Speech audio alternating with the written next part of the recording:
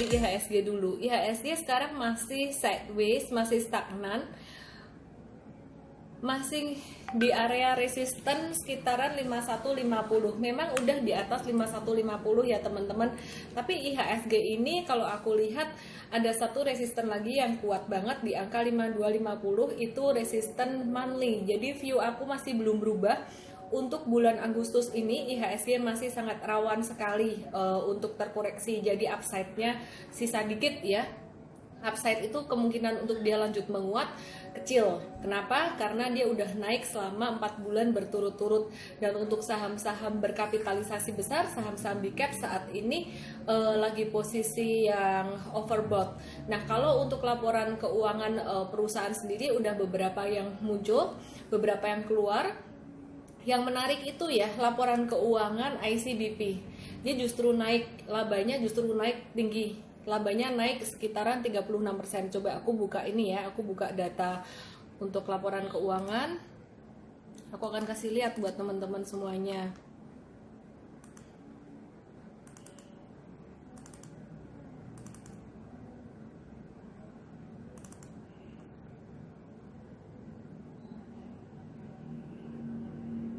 Nih, laporan keuangan kuartal 1 dan 2 2020, aku akan kasih lihat untuk data ICBP, atau aku bacain aja.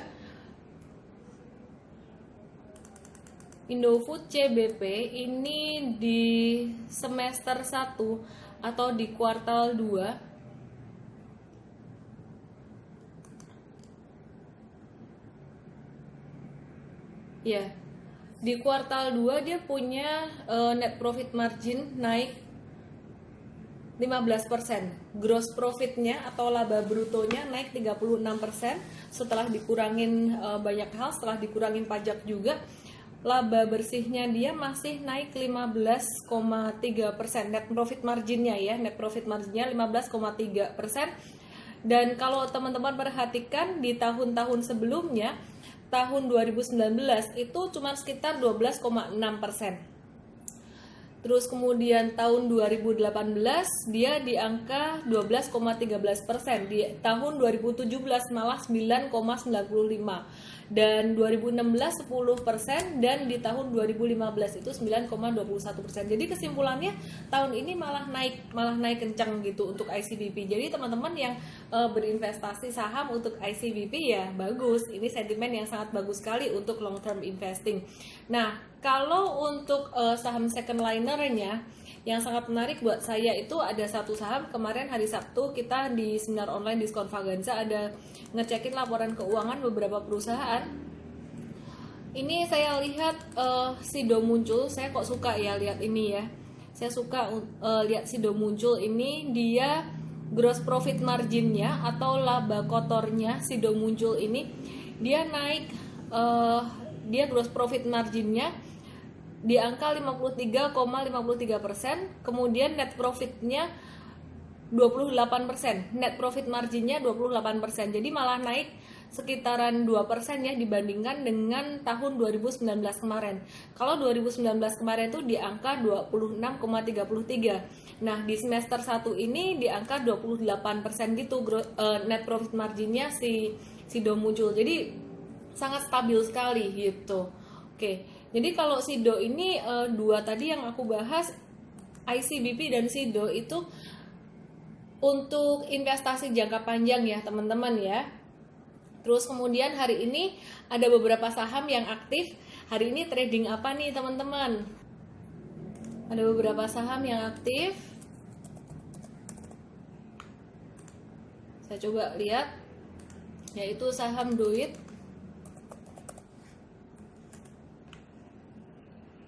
Saham Doit ya, Doit ini kita udah beli beberapa hari yang lalu tanggal 6 Agustus dan dia stagnan. Hari ini mulai breakout kecil, breakout dari angka 288 untuk Doit. Terus kemudian kalau saya perhatikan saham dari sektor coal ini masih akan bisa menguat. Nah, hari ini Indi breakout teman-teman. Teman-teman ada beli nggak Indi? Akhirnya bisa profit taking KF ya, KF udah dibuka ya suspensinya ya. Ya, terus ini masih bisa lanjut juga, masih bisa lanjut naik. Terus ITMG tadi juga naik kenceng.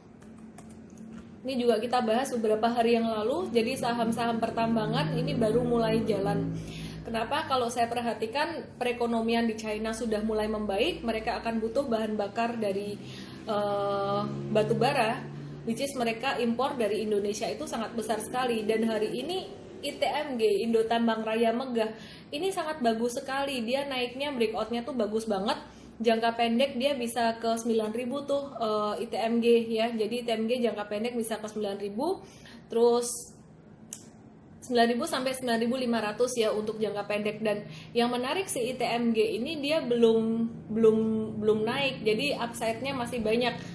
Jadi dia masih di maksud saya belum naik itu dia masih sideways di fondasi awal, belum bikin anak tangga yang pertama. Jadi kalau kenaikan hari ini dia naik 9%, ini baru awal dari momentum dia. Dan belum keluar dari sideways-nya. Dia keluar dari sideways tuh kalau dia udah berhasil naik di atas 9.000 itu bakalan lebih kenceng ya si ITMG. Terus kemudian PTBA. Oke, PTBA hari ini juga naik lumayan, tapi dia pergerakannya lambat banget. Jadi sesuai seperti yang kemarin aku ceritain ke teman-teman, kalau saham mining, kalau misalkan mau cepat gerakannya, Indi dan Doit masih boleh masuk nggak? Meskipun agak terlambat, buat trading masih bisa masuk teman-teman. Dan itu aja sih kalau yang buat pertambangan. Oke, aku akan cek saham yang lain lagi ya. Era dan Rals juga tadi rame. Banyak juga yang nanyain Rals dan Era ini.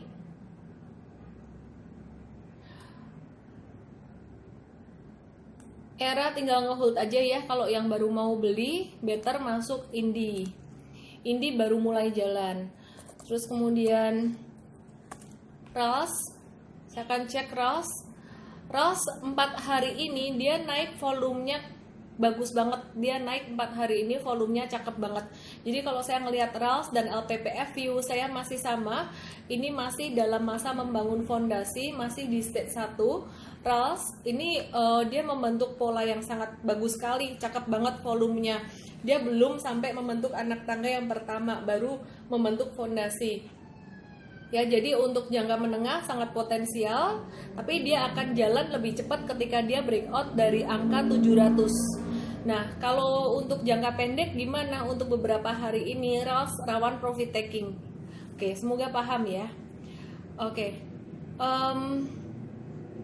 LPPF gimana temennya Rals? LPPF ini geraknya beberapa hari terakhir agak lambat, tapi formasinya juga mirip banget. Formasinya dua ini ada bentuk akumulasi gitu. Nah, kalau si LPPF dia mulai akan uptrend itu jika dia breakout dari angka 1730 gitu. Oke, next aku akan bahas saham BTPS. BTPS ini juga lumayan rame hari ini. Dan dia breakout lagi. Tadi pagi kita ada beli bareng juga ya di live trading di IM Trade, video IM Trade pagi. BTPS ini masih bisa hold, meskipun hari ini tadi breakout volumenya nggak terlalu bagus, tapi masih bisa hold. Untuk tren jangka pendeknya masih oke. Kalau untuk investasi aku lebih ke BCA, BRI, BNI, dan BMRI kalau aku pilihin teman-teman ya gitu. Oke.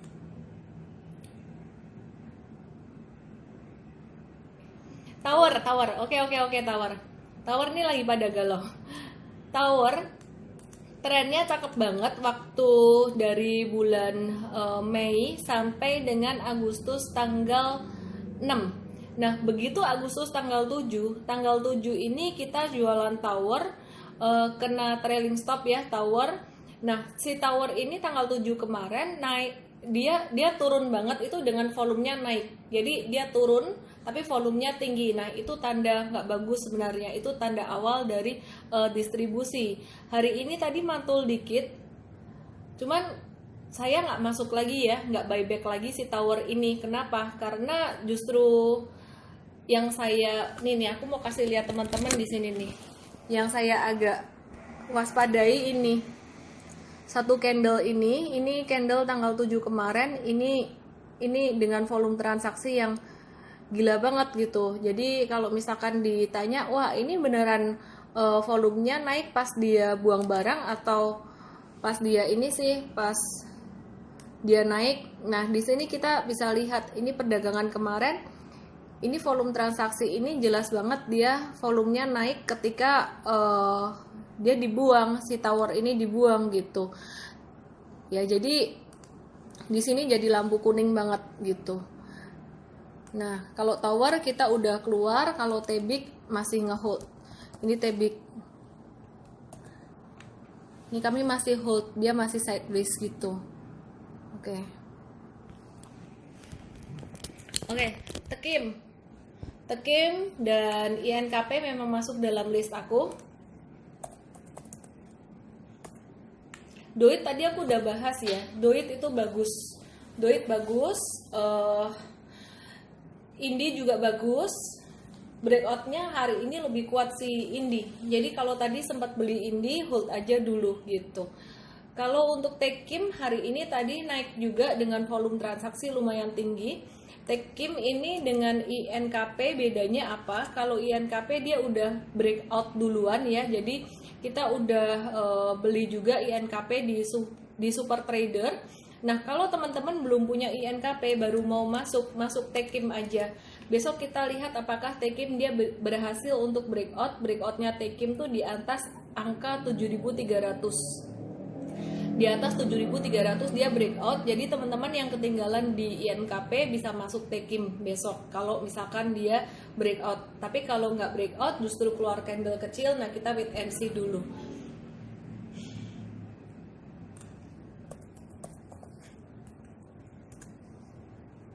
Cleo turun terus, masa sih masih segitu-segitu aja sih Cleo itu range gerakannya dia, ini dia lagi volatile entah kenapa. Range gerakannya dia di angka 535 sampai area 490 sampai 535. Jadi memang agak volatile akhir-akhir ini ya. Tapi ya segitu-segitu aja sih. Dalam 1 2 3 4 5 6 7 8 candle itu berarti 2 pekan perdagangan.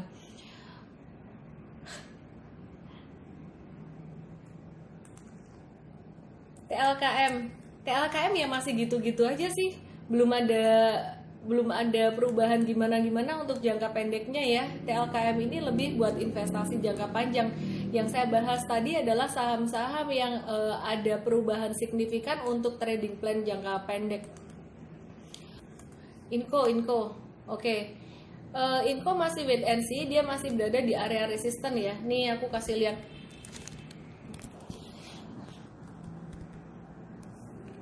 Jadi Inco ini dia nurut banget sama resisten dari channelingnya, atapnya ini merah. Nah kita ini masih wait and see. Kemarin kita habis profit taking terus ya masih wait and see gitu. Pakai aplikasi apa? Ini aku pakai TradingView. TradingView itu ada di IM-Trade ya. Ada di IM-Trade. Ya teman-teman bisa pakai IM-Trade juga. Kalau di TradingView itu beli data Indonesia kan mahal ya harganya. Nah kalau di IM-Trade kita kasih gratis. Oh, masih nyambung sama Inco, MDKA ya. Aku akan bahas MDKA. Ya, kemarin Jumat atau kapan ya, aku bahas MDKA itu rawan profit taking. Terus tadi pagi juga di live trading aku juga bahas MDKA itu rawan profit taking untuk jangka pendek normal kalau dia terkoreksi ya. Jadi teman-teman yang sempat ikutan beli pada tanggal 4 Agustus kemarin boleh profit taking. Tadi pagi aku juga udah bahas di live trading pagi jam 9 bareng member IM-Trade ya. Kebetulan pas kita ada program video pagi, tadi pagi ada webinar gitu bareng saya. Nah, jadi ini teman-teman yang swing trading udah boleh profit taking, cuman kalau super trader masih ngehold. Jadi untuk jangka menengah itu trennya masih naik, jangka pendek dia udah di puncak.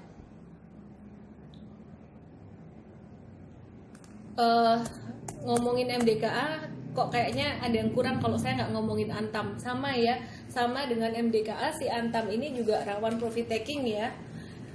Jangka pendeknya rawan profit taking, tapi kalau untuk jangka menengahnya masih uptrend. Jadi tergantung time horizon Anda.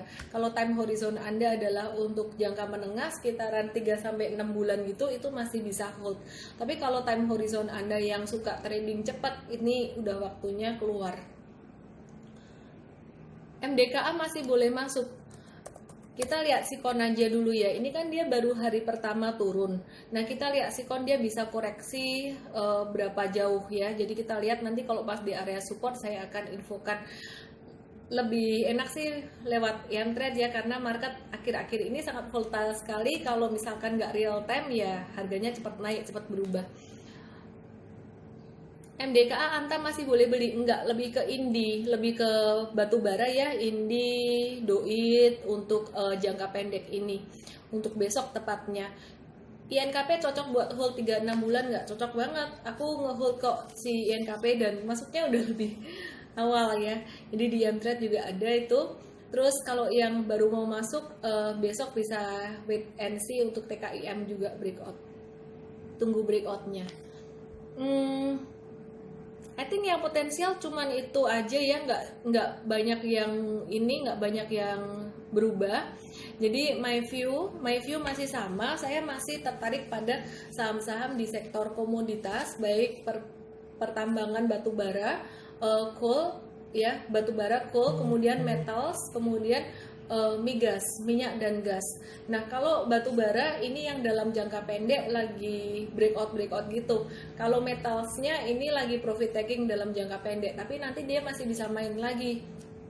Sedangkan kalau untuk sektor migas, minyak dan gas, Elsa dan juga Medco, ini wait and see. Tapi wait and see-nya saya melihat pola yang menarik untuk wait and see ini, ada pola akumulasi gitu. Dan selama COVID-19 ini di banyak negara nggak ada wave 2, artinya nggak ada lagi lockdown, mungkin ada wave 2 tapi pokoknya selama nggak ada lockdown aja, ini perekonomian masih oke-oke aja dan justru malah arahnya akan recovery ke depan. Jadi pastinya mereka juga butuh bahan bakar. Jadi ini dampaknya sangat bagus sekali untuk sektor batubara dan migas. Migas itu termasuk Medco dan juga Elsa. Oh ya, satu lagi untuk perusahaan CPO. Kemarin kan sempat harga CPO tuh naik lumayan ya. Nah, salah satu yang terdampak positif itu kan AALI. Nah, kalau kita lihat untuk Astra International sendiri, laporan keuangannya di kuartal 2 itu sebenarnya nggak begitu bagus.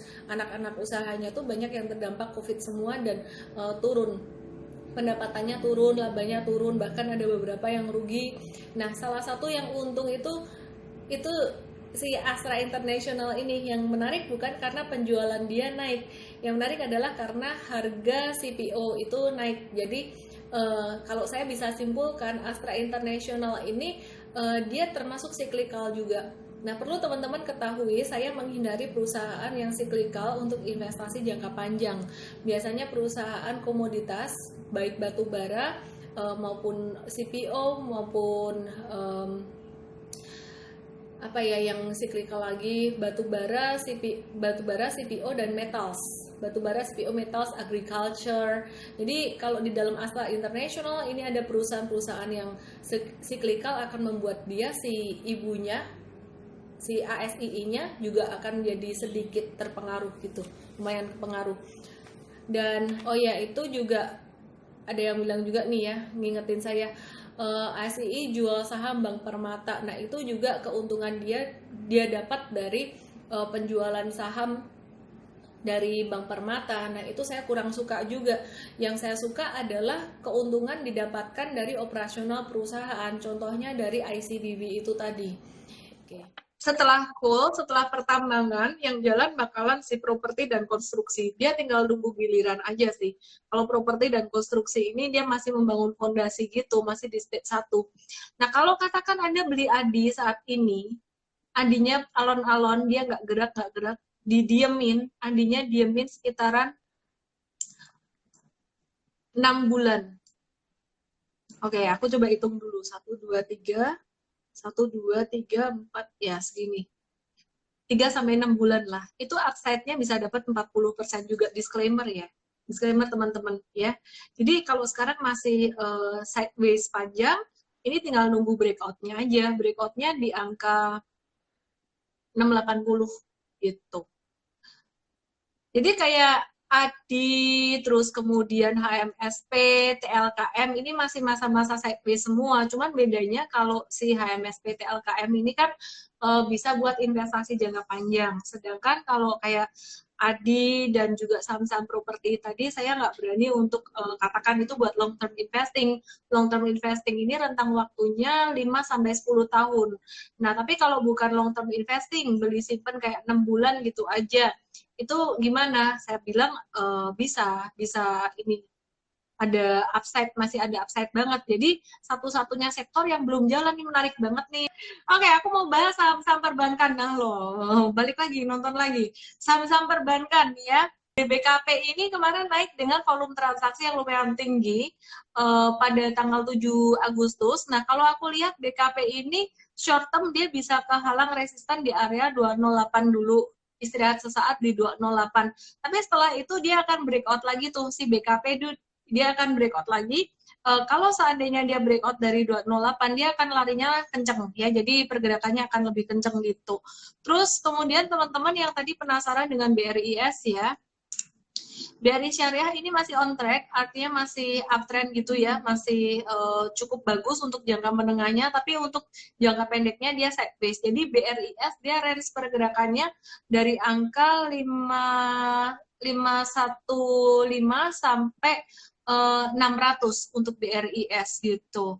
BJTM nih ya. Jadi ini BJTM kalau aku lihat nih laba semester satunya asetnya dia naik 9% ya. Yang menarik dia asetnya naik 9%. Cuman ini ya, memang agak turun. Jadi kuartal kedua ini memang agak turun. Jadi capital adequacy ratio, tingkat kecukupan modalnya, karena itu si BJTM dia turun jadi 20,09. Sebelumnya di 2019 di angka 21,7. Tertinggi itu sebenarnya 2017 2018 dia di angka 24. Terus tingkat kredit macetnya ini naik nih. Laporan keuangan untuk perbankan yang semester 1 ini baru beberapa. Nah, ini BCA. BCA aja dia juga labanya kuartal kedua itu turun 4,8% dibandingkan dengan bulan Juni tahun lalu karena biaya CKPN-nya meningkat. CKPN itu adalah cadangan kerugian penurunan nilai. Dan kemudian permintaan kredit juga turun. Jadi penyaluran kreditnya lumayan naik 5,3%, tapi tetap masih ini ya, labanya dia masih tetap turun gitu. Jadi permintaannya cuma kecil aja gitu. Jadi ya itu wajar sih. Cuman dia punya BCA, dia punya capital adequacy ratio itu masih oke di angka 22. Tadi BJTM itu capital adequacy ratio-nya turun jadi 20%. Kalau BCA itu di 22,9, which is itu bagus banget ya. Terus kemudian dia punya NPL itu 0,4. Jadi kalau bicara tentang perekonomian Indonesia turun 5,32%, pas GDP itu keluar, IHSG itu nggak turun. Kenapa? Karena semua udah mendiskon, jadi semua udah mengantisipasi. Nah, bicara tentang GDP Indonesia turun di kuartal 2, ini sifatnya historical, sifatnya lagging. Nah, sedangkan data-data yang sifatnya leading, contohnya data PMI yang keluar tiap bulan, kemudian data indeks keyakinan konsumen, nah itu sudah membaik. Ya, jadi ini menunjukkan bahwa sebenarnya ekonomi juga udah mengalami reversal atau turnaround, bukan cuma sahamnya aja. Dan data yang saya dapat dari Kemenkeu juga, dari Bu Ani, saya sempat lihat webinar beliau, untuk kegiatan perekonomian sendiri bulan Juni kemarin memang udah reverse. Jadi udah reverse naik. Jadi ya ke depan pasti akan lebih baik sih. Jadi nggak perlu khawatir kalau kemarin GDP Indonesia minus 5,32% dan juga negara-negara lain resesi, itu juga saya rasa nggak terlalu berdampak ke Indonesia ya. Kenapa? Karena itu masa lalu. Yang perlu kita lihat adalah masa depan. Nah, masa depannya itu gimana? Kita bisa lihat nomor satu banget yang aku suka lihat banget itu data PMI, data manufaktur. Nah, itu di China dia udah tinggi banget. China dia udah ekspansi. Kalau di Indonesia masih di bawah 50, masih terkontraksi, tapi nggak masalah, no problem. Ini ke depan akan semakin baik. Asalkan jangan ada PSBB lagi. Kalau ada PSBB lagi, aduh itu ya sampai resesi lagi. Maksudnya kalau sampai ternyata GDP-nya turun negatif dan Indonesia resesi, itu gimana trading dan investasinya? Masih akan baik-baik saja. Jadi kalau misalkan sampai ternyata minus lagi, ada satu yang nggak diekspektasi terjadi, misalkan PSBB lagi turun dalam, buat saya itu kesempatan juga, kesempatan dapat ICBP murah, kesempatan dapat BCA murah, ya kesempatan dapat BRI murah. Karena jujur sekarang saya belum masukin semua uang saya gitu loh. Jadi kan memang saya penganut ini membeli secara mencicil. Nyicilnya itu bukan di sepanjang tahun, tapi aku nyicil sahamnya tuh di tahun yang khusus 2020 ini aja. Kalau di tahun-tahun kemarin aku trading doang. Jadi aku masih punya cash yang aku belum masukin ke saham. Emang aku nunggu untuk koreksi yang kedua. Jadi kalau misalkan itu terjadi ya fine-fine aja sih gitu. Nah, gimana tipsnya buat teman-teman biar nggak sampai, waduh, enak di lu nggak enak di gua. Makanya ayo enak bareng. Caranya gimana? Caranya ya strateginya disamain, duitnya jangan langsung dimasukin semua gitu, jadi nyicil gitu. Terus kalau buat trading, trading ini selalu ada kesempatan sih, kecuali kemarin waktu di Maret awal sampai Maret tanggal 20 ya, jadi 3 minggu itu benar-benar jarang banget saya yang posisi 100% cash, nggak ngapa-ngapain ya, jadi nggak ngapa-ngapain. Sekitar tanggal 19-an kayaknya, 19 atau 20 ya, kita sempat beli BRI terus kena cut loss, terus kita buyback lagi tanggal berapa ya, 22 atau 23 gitu, dan itu langsung mantul naik sekitar 35-37% gitu. Jadi ya sebenarnya banyak peluang. Kalau misalkan marketnya sampai jatuh lagi, palingan kalau buat trading mah puasanya pas jatuh-jatuhnya itu aja, sekitar 3 mingguan, 1 bulan gitu. Selebihnya fluktuasi masih ada. Dan kalau misalkan jatuh dalam banget, itu institusi masih mau banget ngambilin saham blue chip yang jatuh. Tapi kalau perkiraan saya itu udah susah jatuh lagi, udah susah jatuh sedalam itu. Agustus Nah, September ini akan ada koreksi, tapi nggak akan sedalam itu deh kayaknya. Jadi IHSG ini bulan Agustus lebih rawan koreksi. Ya, jadi bukan pekan ini aja, sampai bulan Agustus, akhir bulan Agustus ini lebih rawan koreksi. Resistennya sekitar 5250 untuk IHSG. Gitu.